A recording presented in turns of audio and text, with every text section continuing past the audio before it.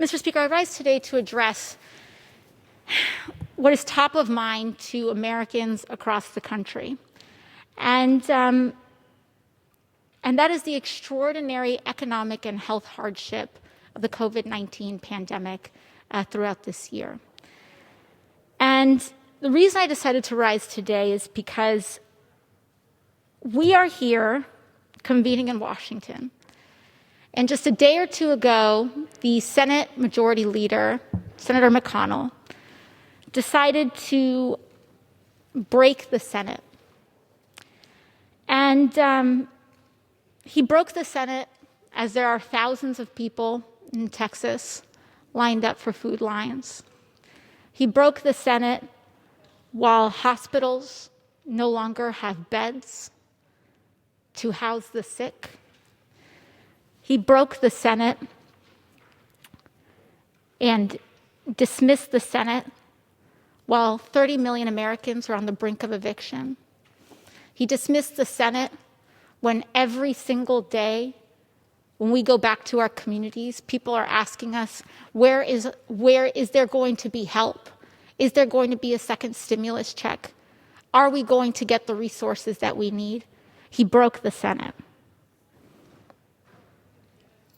And in breaking the Senate, we are abandoning our people. Thanksgiving is around the corner, and there are millions of Americans that won't be able to afford a meal to eat, that don't know if they'll be kicked out of their home, that are unsure if they're going to have to quit their job to care for their child. And we are having entire bodies, and the Senate prides itself as one of the most deliberative bodies. They abandon them. The number of Americans living in poverty since May has grown by 8 million people, since just May of 2020. And according to a study from Columbia University, this rise in poverty has been concentrated in Black and Latino children and people. The CARES Act stimulus checks and unemployment benefits lifted more than 18 million individuals in the United States out of monthly poverty in April alone. But this number fell from 18 million to 4 million individuals in August and September after unemployment benefits were expired. Just 44% of people in the United States are very confident that they can afford the needed food that will be necessary for the next 4 weeks.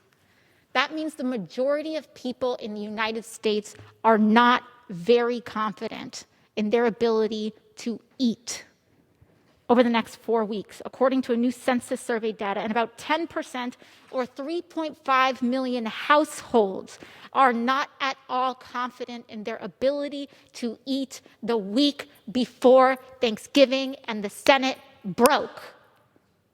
It is unconscionable leadership to abandon our people. And while we are arguing about negotiations and while we are arguing about points, people are going hungry. And we are dismissing their needs as blue state needs or as bailouts, depending on what party you voted for. Hunger has no party. Illness has no party. And when we allow suffering to be alleviated or concentrated based on political affiliation, we are doing a disservice to our entire nation. This uncertainty in food reflects food hardship across the country. 5.6 million households with children struggling to put enough food on the table in the last 7 days. Landlords filed at least 43,500 evictions in 17 major cities from March until September. An estimated 13.4 million adults living in rental housing today, nearly 1 in 5 renters were not caught up on rent. Small businesses don't know if they are going to survive or exist in a month, in a week, in January. We cannot afford to wait for a new administration or another election or a political state of play. We need to get people help now, and the Senate broke. They broke.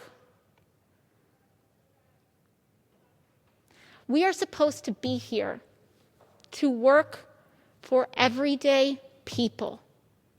We are not supposed to be here to work for political donors or political favors or the powerful. We are here to serve the people who are most vulnerable all the way up to the top.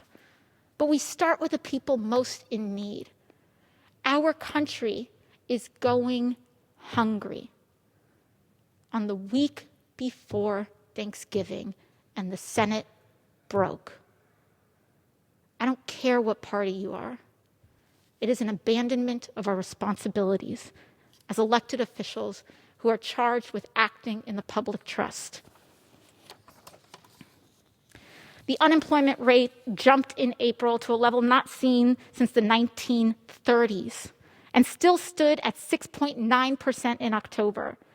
Some 10.8% of Black workers and 8.8% of Latino workers were unemployed in October, compared to 6% of white workers. 1.1 million Americans filed new unemployment claims last week. 4.4 million Americans are receiving pandemic emergency unemployment compensation, up from 1.4 million in August. Last week was the 35th straight week total initial claims were greater than the worst week of the Great Recession, and the Senate broke. I want to address some of the claims, because yesterday I said that we need to make sure that people get economic relief due to these shutdowns. And I was surprised to hear so many Republicans now concerned about how we're going to pay for it or using other people's money. But the Senate Majority Leader wasn't concerned about other people's money when he authorized a $4 trillion leveraged bailout for Wall Street in March. He wasn't concerned about where that money came from. He wasn't concerned about how we were going to pay for that. It is only when we are talking about relief for working people, for children, for families, for parents, for education, for healthcare, that all of a sudden we can't pay for any of these things. But when it comes to tax subsidies for private jets, we've got the money for that. When it comes to the endless appropriation towards more and more military spending, when we aren't even technically in growing elements of war, according to some people, we have money for that. But we don't have money to feed our own kids. We don't have money to educate people. We don't have money to provide health care. But we have money for private jets. We have money for tax loopholes for yachts.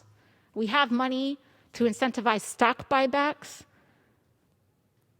We have $1 billion to invest in research and development for a vaccine, which was proudly invested in and a good use of public funds, just for pharmaceutical companies to take these publicly developed patents, or publicly developed drugs, rather, and then sell them back to the public at no discount so we don't even get a return on this investment. How is that fiscally responsible?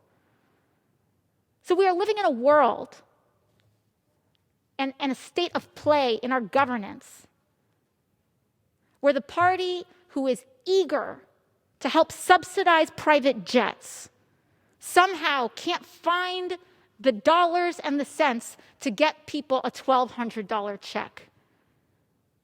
It's unconscionable, and it's wrong, and the Senate broke.